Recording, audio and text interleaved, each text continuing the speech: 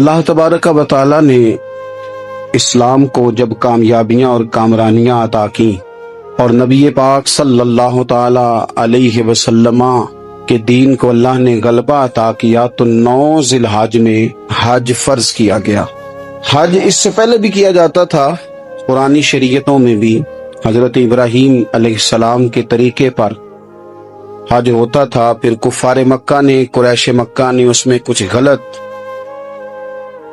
رسومات شامل کر دی، کپڑے اتار کر معاذ اللہ کعبے کا طواف کرنا، قربانیوں کا گوشت خانہ کعبہ کی دیواروں سے ملنا اور بھی کئی بےہودہ رسومات اس پاکیزہ اور خوبصورت عمل کا حصہ بنا دی گئیں۔ پھر 9 ذی الحج کو حج فرض ہوا۔ نبی پاک صلی اللہ تعالی علیہ وسلم نے حضرت ابو بکر صدیق کو امیر حج بنا کے رخصت فرمایا۔ دیکھیں کہاں کہاں محبوب انہیں اپنا نائب بناتے ہیں۔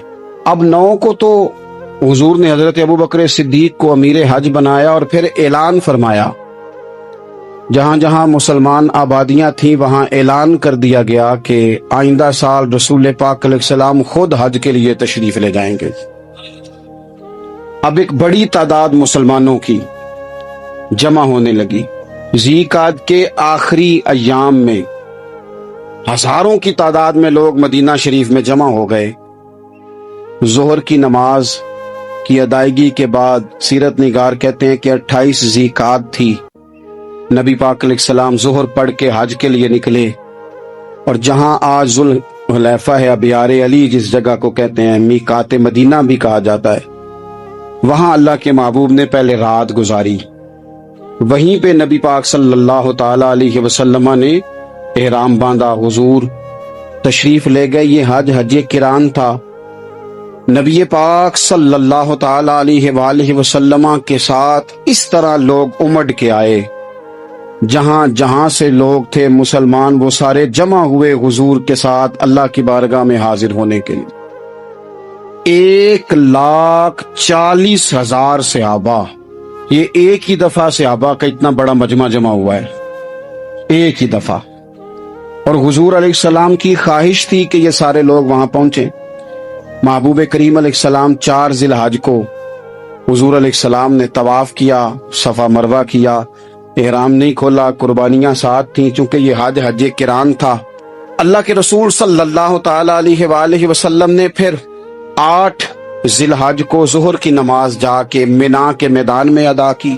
9 ذی الحج کو مسجد نمرہ کے پاس کوہ صبیر پر جب سورج کی کرنیں چمکی، قربان جائیں کیا نظارہ ہوگا۔ لبیک لبیک کی صدا آ رہی ہے، دیکھ کون رہے ہیں؟ مدینے والے محبوب صلی اللہ علیہ وسلم۔ حضور اس لشکر حسن کو لے کر، اس نور بھرے قافلے کو لے کے، یہ کون ہیں جو حضور کے ساتھ سارے نکلے ہیں؟ یہ کون ہیں سارے؟ یہ وہ فیروز بخت سعادت مند لوگ ہیں کہ ان میں سے جس نے ایک دفعہ بھی ایمان کی حالت میں حضور کو دیکھا اور پھر خاتمہ بالخیر بالایمان کے ساتھ دنیا سے رخصت ہوئے، یہ وہ لوگ ہیں کہ ولی اگر 60 سال بھی سارا دن روزہ رکھے، ساری رات نفل پڑھے، ہر برائی سے بچے، لیکن پھر بھی کسی صحابی کے قدموں کی خاک تک کو نہیں پہنچ سکتا۔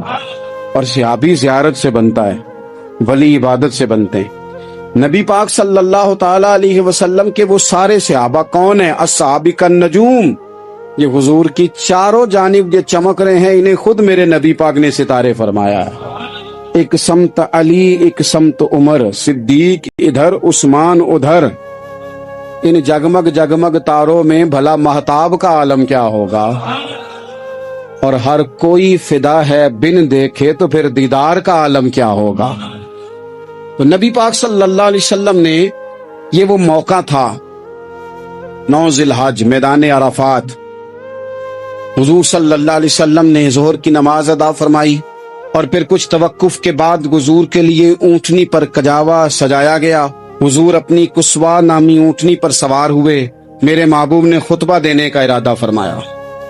رب کریم نے ارشاد فرمایا، الیوم اکملت لکم دینکم، آج میں نے تمہارے لیے تمہارا دین مکمل کر دیا ہے، مکمل ہو گیا دین۔ اس کے بعد کوئی اور دین نہیں آئے گا۔ اس آیت نے بتا دیا کہ حضور آخری نبی ہیں، دین مکمل ہو گیا، اب کسی اور پیغمبر کی، رسول کی، دین کی، کتاب کی ضرورت باقی۔ آج میں نے تمہارے لیے تمہارا دین مکمل کر دیا۔ اور کیا خوبصورت لفظ ہیں قرآن پاک میں فرمایا وَأَتْمَمْتُ عَلَيْكُمْ نِعْمَتِي، اور آج میں نے تم پر اپنی نعمتیں تمام کر دی ہیں، نعمتیں مکمل کر دی۔ وَرَضِيتُ لَكُمُ الْإِسْلَامَ دِينًا، اور اللہ فرماتے ہیں میں نے تمہارے لیے دین اسلام کو پسند کیا ہے، یہ میری رضا ہے، یہ دین اسلام تمہارے لیے پسند کیا ہے۔ کوئی بندہ ساری زندگی مخلوق کی خدمت کرے، ساری زندگی رستوں سے کانٹے اٹھائے، ساری زندگی خیر کا کام کرے، کسی کو تکلیف نہ دے، لیکن اگر مسلمان نہیں نا، اگر کلمہ نہیں نہ پڑھتا، تو اس کی ساری عمر کی خیر بھی کسی کام کی نہیں۔ اس لیے کہ رب فرماتا ہے جڑ دین اسلام ہے، جڑ ہوگی تو پھر شاخیں قبول کی جائیں گی نا، تو اگر جڑ ہی سرے سے نہیں ہے تو خیر کرنے کا معنی۔ کچھ لوگ کفار کی، مشرکین کی تعریف کرتے ہیں کہ جناب بلے بلے اتنے ویلفیئر کام ہو رہے ہیں، تو یاد رکھو سب سے ضروری جڑ ہے۔ قرآن پاک میں رب تعالیٰ نے منافقین، مشرکین اور کفار کے اعمال کی بنیاد اس طرح کی بتائی ہے کہ جس طرح پتھر پر تھوڑی گرد پڑ جائے، ذرا ہوا کا جھونکا ہے یا بارش آئے تو پتھر صاف کا صاف ہو جاتا ہے۔ ان کے اعمال اس طرح کے ہیں۔ اس خیر کا کیا مطلب کہ جس خیر میں ایمان ہی شامل نہیں؟ جب تک بندہ مومن نہ ہو اس کا کوئی عمل بھی اللہ کی بارگاہ میں قابل قبول نہیں ہوتا۔ یہ آیت نازل ہو گئی، فرمایا دین مکمل ہو گیا۔ او میرے بھائیو، خدا را سوچو، کوئی شے مکمل نہیں دنیا میں، کوئی شے۔ کروڑوں کا مکان بنا لو پھر بھی کوئی نہ کوئی نقص نکل ہی آتا ہے۔ کوئی دنیا میں شے مکمل ہے ہی نہیں۔ اگر کوئی شے مکمل ہے تو وہ مدینے والے رسول کا دین مکمل ہے۔ مکمل، جب ہم کہتے ہیں نا مکمل دین، تو لوگ سمجھتے ہیں تو شاید سادی سی بات ہے۔ یہ وہ والی بات ہے جو دنیا میں کہیں نہیں پائی جاتی۔ جب یہ آیت نازل ہوئی تھی نا، بخاری میں موجود ہے، ایک بہت بڑا یہودیوں کا عالم حضرت عمر فاروق رضی اللہ تعالیٰ عنہ سے کہنے لگا یہ جو تم پر آیت نازل ہوئی ہے نا کہ دین مکمل ہو گیا، یہ اگر ہم پر نازل ہوتی نا تو جس دن یہ آیت نازل ہوئی ہوتی ہم نے ہر سال اسی دن کو عید بنا لینا تھا کہ دین مکمل ہو گیا۔ الیوم اکملت لکم دینکم، دین مکمل ہو گیا، ہم تو عید بنا لیتے۔ تو حضرت عمر کہنے لگے ہم پر بھی بڑا فضل ہے، جس دن آیت نازل ہوئی تھی عرفہ کا دن بھی تھا اور جمعے کا دن بھی تھا، ایک نہیں دو عیدیں تھی مسلمانوں کی، دو عیدیں تھی مسلمانوں کی، دو۔ عزیز بھائی، دین مکمل اللہ نے دیا۔ اور حضرت عبداللہ ابن عباس رضی اللہ تعالیٰ عنہ نے تو ایک مقام پہ اس کا ذکر بھی کر دیا، جب ان سے کسی یہودی نے کہا نا یہ آیت ہمیں ملتی تو ہم عید مناتے، تو فرمایا تم ایک مناتے نا، ہماری دو تھیں اس دن۔ جمعہ بھی تو مسلمانوں کی عید کا دن ہے نا۔ بہت سارے لوگ ہیں بیچارے جو کہتے ہیں اسلام میں عیدیں صرف دو ہیں، اور وہ بھی صرف پریشانی انہیں عید میلاد النبی والے دن ہوتی ہے، اس کے آگے پیچھے نہیں ہوتی۔ حالانکہ نبی پاک علیہ السلام نے کہا ہر جمعہ بھی عید ہے، خود حضور نے فرمایا، لیکن وہ اڑ جاتے ہیں کہ نہیں عیدیں صرف دو ہی ہیں۔ بھائی آپ یہ کہہ سکتے ہیں کہ اسلام کی معروف عیدیں دو ہیں، اپنے معنی اور مفہوم کے لحاظ سے جس کو یوم عید کہا جائے وہ عیدیں دو ہیں۔ نبی پاک صلی اللہ تعالی علیہ وسلم نے میدان عرفات میں خطبہ دیا۔ یہ جو واعظ و نصیحت ہے نا، خطبہ، تقریر، یہ دنیا کر رہی ہے، کرتی رہے گی، کرتی چلی آئے گی، اور اس کو میرے نبی پاک علیہ السلام نے پسند فرمایا۔ خیر کی بات کرنے والے کو حضور نے دعا دی۔ محبوب فرمانے لگے اللہ جو میری حدیثیں یاد کر کے آگے پہنچائے اس کے چہرے کو تر و تازہ رکھنا۔ یہ ابلاغ دین بہت بڑی بات ہے اگر کوئی خلوص نیت سے کرے۔ لیکن کائنات ارضی میں وہ جو حضور کا خطبہ حجۃ الوداع ہے، وہ دستور ہے، وہ منشور ہے۔ انسانی حقوق پر اس سے بڑا چارٹر نہ پہلے کبھی تھا نہ قیامت تک دوبارہ بن سکتا ہے۔ اس کو خطبہ حجۃ الوداع کیوں کہتے ہیں؟